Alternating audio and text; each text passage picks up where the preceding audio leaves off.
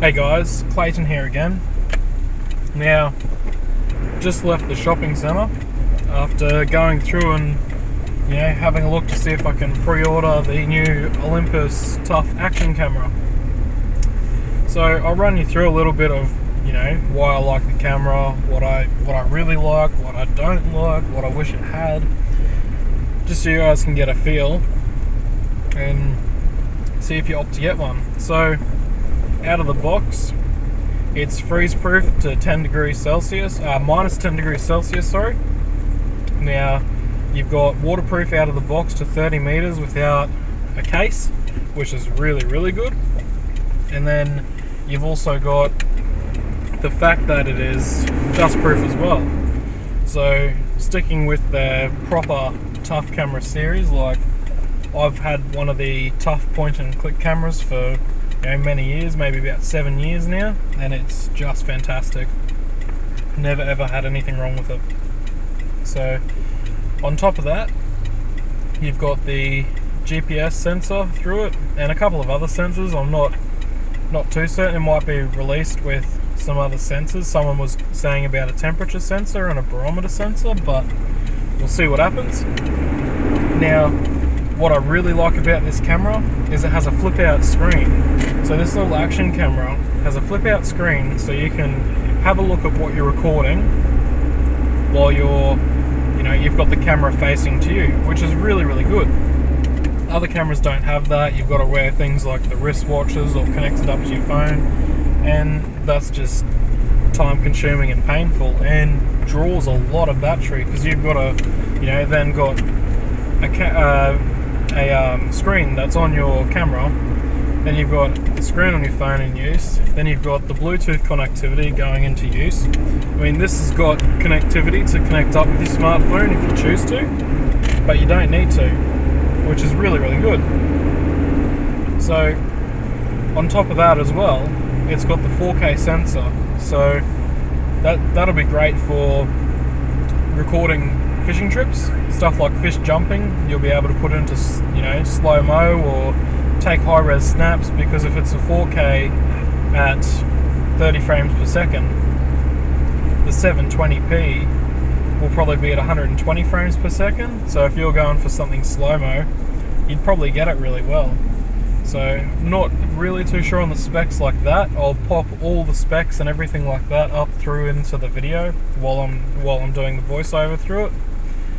So, and then on top of that, so with that as well, considering it's got a 4K sensor and the new OMD EM1 Mark II is set to release later this year, I'm really hoping that that's got 4K capabilities. At the moment, it would handle 4K. All they'd have to do, to be honest, is a firmware update, and they'd be able to record in 4K. But they don't want to do that, and there's many articles on it, and they've really just thrown that up into the air. So with this 4K capability and this little action camera, the fingers crossed, the OMD EM1 Mark II will have 4K capabilities. Now, all my pro lenses will fit onto the Mark II, hopefully. There's no reason why they wouldn't. They should all use the same mount, and all the batteries should be the same, hopefully. The EM5 Mark II uses the same batteries, so there's no reason why the EM1 Mark II won't. So that'll be great for just my general recording setup that I'm going to be putting through on that to really get it going and record the fishing trips well.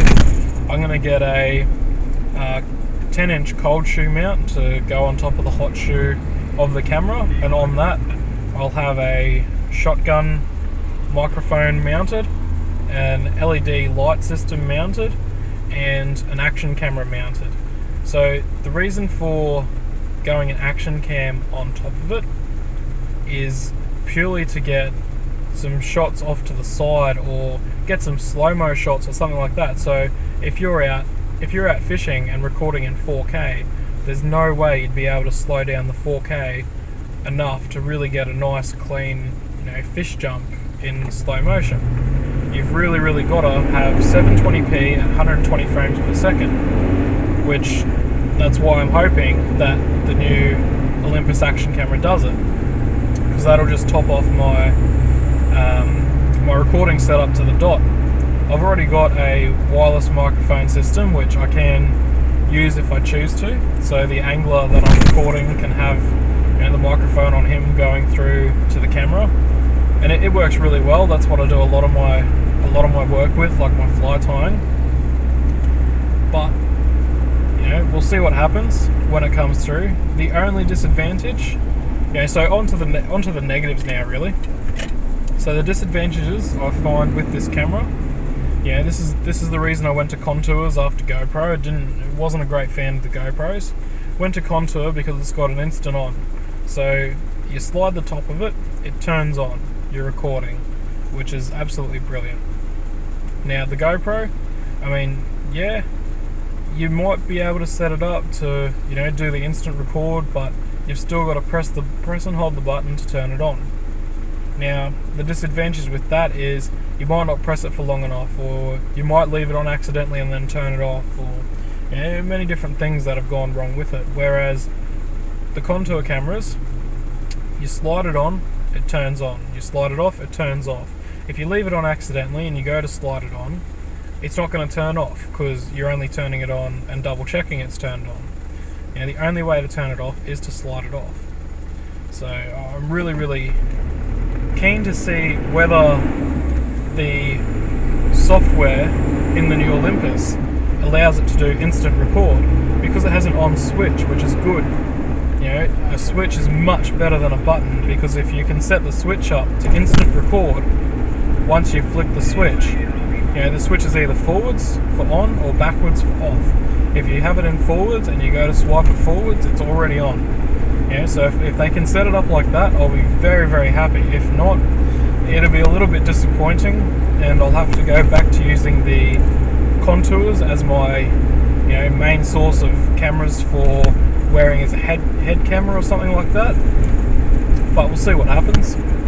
Now, the other downside to the Olympus camera as opposed to my Contour camera is if you have it mounted on any sort of angle, or say I've got in my four-wheel drive, I've got this mounted on a really heavy-duty Contour suction cap mount, and instead of the Contour screwing on at a normal level, it screws on upside down, and all the other cameras would screw on upside down. It's just the way the suction cap's designed.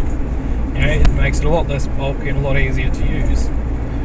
What you can do is just rotate the lens. Now, I don't know whether you can just rotate the lens on the Olympus or not, but pretty much every other camera on the market, you can't do it. So, that was another big reason as to going this camera. I could mount it on an angle on a boat, like, coming off a T-top, and then twist it 90 degrees, and it's level again. It's got a laser level and stuff like that. I'm pretty sure from memory the Olympus had a laser level, but we'll see. So I'll put this all up and have a look through it, and let me know what you think. Like, I'd be interested to see what you guys have experience-wise in action cameras.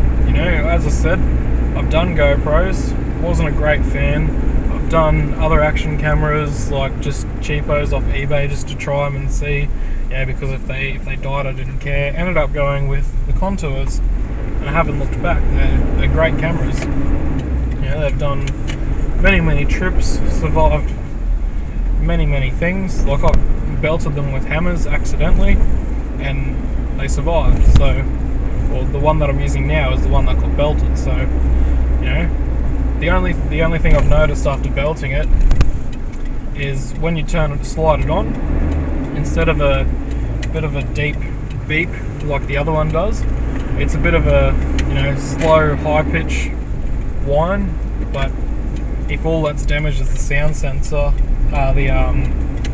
the little speaker in it for the on-off, there's no difference in audio quality and there's no difference in video quality, so it's happy days from there.